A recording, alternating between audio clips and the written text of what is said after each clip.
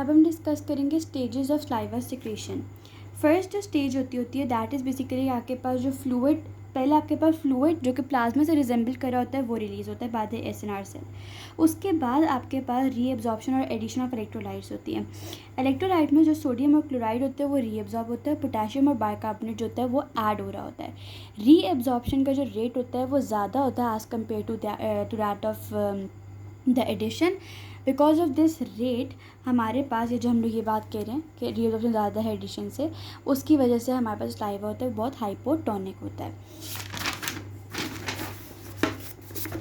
इसके अलावा जब एल्डोस्टेरॉन की अमाउंट हमारे पास बहुत ज़्यादा हो जाती है तो सोडियम और क्लोराइड की जो रीअब्जॉर्प्शन होती है वो बहुत कम हो जाती है और पोटेशियम जो होता है वो बढ़ जाता होता है। स्लाइवरी फ्लो रेट के लिहाज से कि जब आपके पास स्लाइवरी फ्लो रेट बढ़ता होता है तो आपके पास जो स्लाइवा होता है वो लेस हाइपोटोनिक हो जाता होता है, उसकी हाइपोटोनिसिटी कम हो जाती होती है, लेकिन फिर भी वो आइसोटोनिक नहीं होता, लेकिन थोड़ा सा कम हाइपोटोनिक होने शुरू हो जाता है।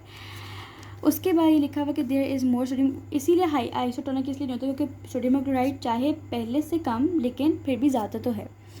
फिर वॉल्यूम हमारे पास जनरली सलाइवा का that is 20 ml per hour, 24 hours में हमारे पास 1000 to 1500 ml रिलीज़ होता है। स्पेसिफिक ग्रेविटी 1.002 से 1.008 होती है और जो आपके पास डिहाइड्रेशन होती है तो almost equal to that of plasma होती है, दैट इज़ 300 मोल पर kg वाटर।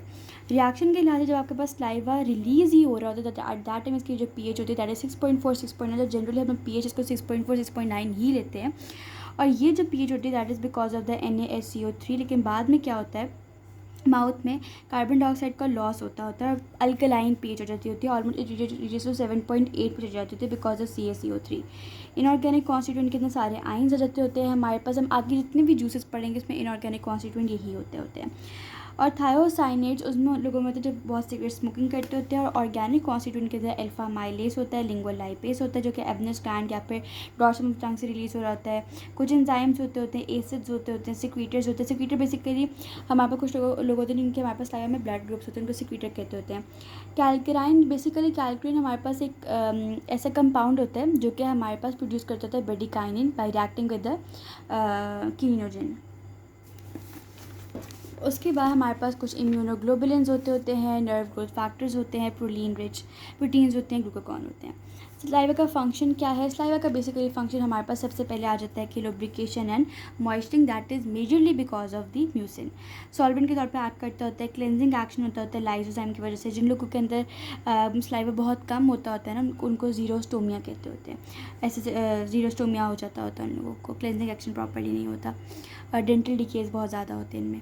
डाइजेस्टिव फंक्शन होता है because of the alpha amylase in case of saliva वो अल्फा 1,4 ग्लाइकोसिडिक लिंकेज के ऊपर एक्ट करता होता है। एक्सक्रीटिव फंक्शन भी होता है, रेगुलेशन ऑफ वाटर मेटाबॉलिज्म होता है, डीआयोडिनेशन होता है। सिक्रीशन ऑफ सलाइवा की बेसिकली हमारे पास 3 स्टेजेस होती हैं।